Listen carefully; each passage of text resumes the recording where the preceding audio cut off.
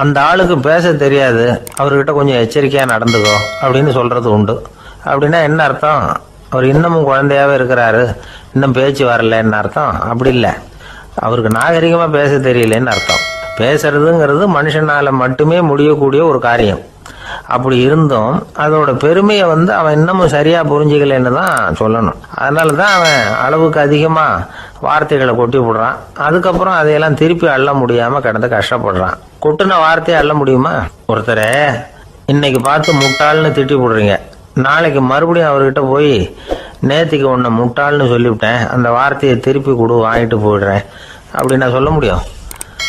அவன் கோபக்காரனா இருந்தா நேத்திக்கு அதை வேற விதமா உங்களுக்கு திருப்பி கொடுத்துருப்பான். உலகத்துல எவ்வளவோ ஜீவராசிகள் இருக்கு, அதுக்கெல்லாம் வாய் இருக்குது. அந்த வாயெல்லாம் எதுக்கு உபயோகம்? சாப்பிட்றதுக்காக. ஆனா நமக்கு இருக்கிற வாய் சாப்பிட்றதுக்காக மட்டும் இல்லை, பேசுறதுக்காகவும் தான். பேச முடியலன்னா வாய் இருந்தா கூட அது வாயில்லா ஜீவன் தான். ஒரு பையனை பார்த்து அது வாய் உள்ள புள்ள பொழைச்சிக்கும் அப்படின்னா மற்ற பையன்களுக்கெல்லாம் முகத்துல வாயே இல்லைன்னு அர்த்தம்? அப்படி இல்லை, அந்த பையன் கொஞ்சம் கெட்டிக்காரத்தனமா பேசுவான்னு அர்த்தம். அதனால எப்படி பேசணும் அப்படிங்கிறத நாம முக்கியமா தெரிஞ்சுக்கணும். இதுக்கு 8 விதமான குறிப்புகளை நம்ம பெரியவங்க சொல்லியிருக்கிறாங்க. பேச்சுக்கு 8 அங்கங்கள் உண்டு அப்படின்னு அவங்க சொல்றாங்க.